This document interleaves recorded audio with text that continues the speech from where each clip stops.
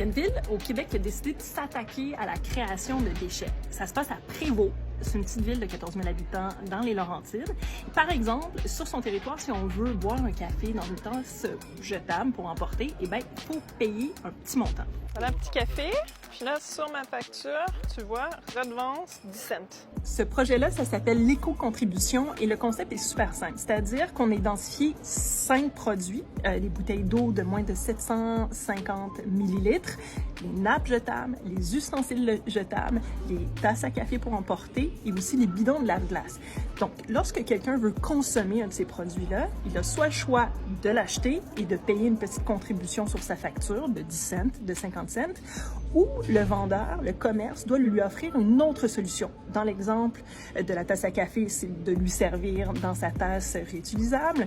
L'exemple de la petite bouteille d'eau, c'est d'offrir à disposition de la clientèle un lavabo avec de l'eau potable disponible pour pouvoir remplir sa gourde.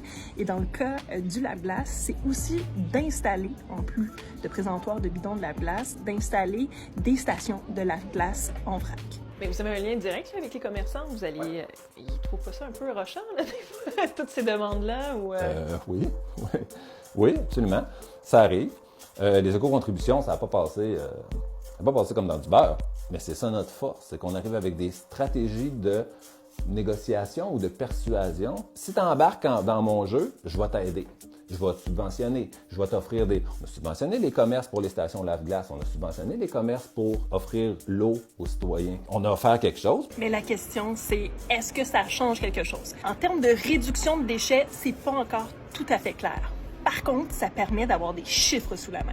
L'éco-contribution nous permet de mesurer, par exemple, les verres à café. C'est 300 000 verres à café en genre 18 mois qui s'est consommé à Prévost. Ça permet de ramasser un peu d'argent, environ 55 000 $ par année, et de financer des projets à caractère environnementaux soumis par les citoyens, par les commerces aussi. Je suis allée au café Koi à Prévost, qui avait déjà en tête l'idée de complètement se débarrasser des tasses à café jetables.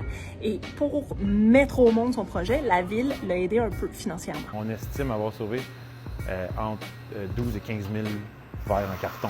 C'est chaque coupe en carton qui était jeté, au final, ça nous coûtait peut-être 10 ou 20 sous là, avec le couvercle. 10, et tout. 300. Oui, c'est ça. Fait que ce coût-là, on l'a pu. Fait que oui, on a fait des économies d'argent et de déchets.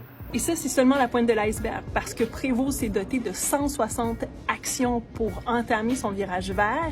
Et son objectif ultime, c'est de réduire de 50 % ses émissions de gaz à effet de serre d'ici 2030.